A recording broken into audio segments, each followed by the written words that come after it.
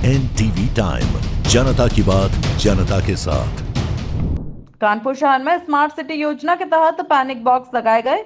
नागरिकों को विशेषकर महिलाओं की सुरक्षा को बढ़ाने के लिए पैनिक बॉक्स लगाए गए हैं। ये पैनिक बॉक्स शहर के विभिन्न सार्वजनिक स्थानों पर हैं, जिससे आपात स्थिति में लोग तुरंत सहायता मांग सके। पुलिस के अलावा स्वास्थ्य और अन्य विभागों से भी इन बॉक्स से मदद ली जा सकती है। कानपुर में तकरीबन 2 साल से यह बॉक्स लगे हैं, लेकिन बहुत कम लोगों को ही इसकी जानकारी है। जागरूकता के अभाव में यह बॉक्स सफेद हाथी बने हुए हैं।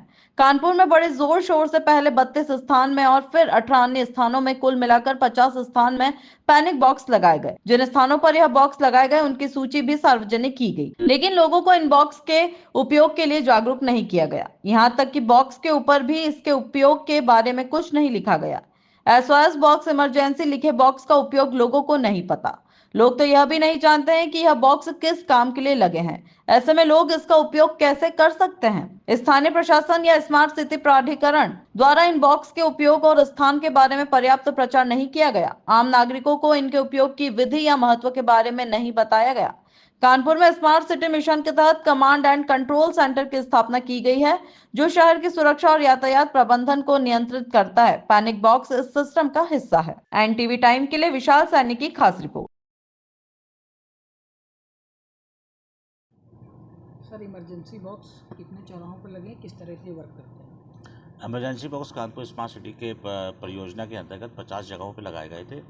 इनका बहुत जो प्रयोग करने का है कि ये 50 जगहों पे एक बॉक्स लगा होता है, SOS बटन होता है उसमें, जिसमें लाल बटन होता है। उस लाल बटन को दबाने पे एक कॉल जो वहाँ से आती है और हमारे कस्टमर केयर एग्जीक्यूटिव यहाँ पे बैठे हुए हैं कॉल सेंटर पे ICCC में, ये कॉल अटेंड करते हैं। कॉल अटेंड करते ही उससे उसकी तुरंत उसकी लोकेशन और वो सारी डिटेल हमारे पास आ जाती है। उसकी जो सेवा उसको चाहिए होती है या जो उसको जो प्रॉब्लम होती है उसके बारे में उससे डिस्कस होता है, उससे बातचीत होती है दोनों तरफ से, और उसको तत्काल जो भी सेवा उसको चाहिए होती है उसको प्रदान कराई जाती है या उसकी मदद करने के लिए उसको नंबर प्रदान कर दिया जाता है। जैसे कभी कभी जैसे स्कूलों की छुट्टी होती है, बच्चे घर से निकलते हैं, स्कूल से निकलते हैं, घर जाते हैं, अगर रास्ते में कोई दिक्कत होती है बालिकाओं को, बच्चों को, या कोई वृद्ध है या किसी ई-रिक्शा या रिक्शे से किसी को कोई कष्ट है तो या एम्बुलेंस की ज़रूरत है, तो वो सब चीज़ें मुहैया सुविधाएँ यहाँ से मुहैया करा दी जाती हैं और उससे जो है पब्लिक को बहुत सहायता प्राप्त होती है। अब मैं आपके चैनल के माध्यम से ये मैं